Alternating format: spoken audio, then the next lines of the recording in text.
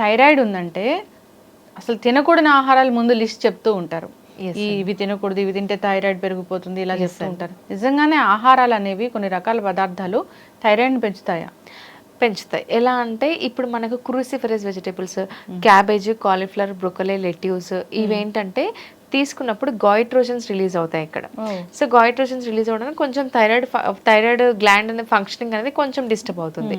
But weekly once అలా తీసుకుంటే ఏం కాదండి. లైక్ డైలీ అదే ఫుడ్ తీసుకోవడము, ఇప్పుడు సలాడ్స్ లో డైలీ క్యాబేజ్ ఇంక్లూడ్ చేయడం కానీ మనం చేయకూడదు.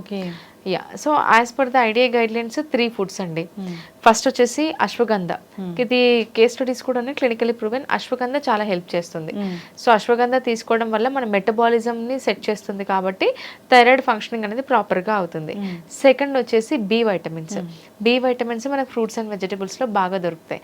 కానీ చాలా మందికి ఇక్కడ తెలియంది ఏంటంటే ఫ్రూట్స్ అండ్ వెజిటేబుల్స్ అనగానే భయపడుతూ ఉంటారు, ఈ వెజిటేబుల్స్ తీసుకోవద్దని చెప్పేసి. థైరాయిడ్ ఉన్న వాళ్ళు వెల్ కుక్డ్ వెజిటేబుల్స్ తీసుకోవాలండి. ఈవెన్ ఇంక్లూడింగ్ క్యాబేజ్, కాలీఫ్లవర్ ఎప్పుడైనా తీసుకోవచ్చు, కానీ కుక్ చేసిన వెజిటేబుల్స్ ఎక్కువ తీసుకుంటూ ఉండాలి. పచ్చి కూరగాయలు ఎక్కువ తినకూడదు.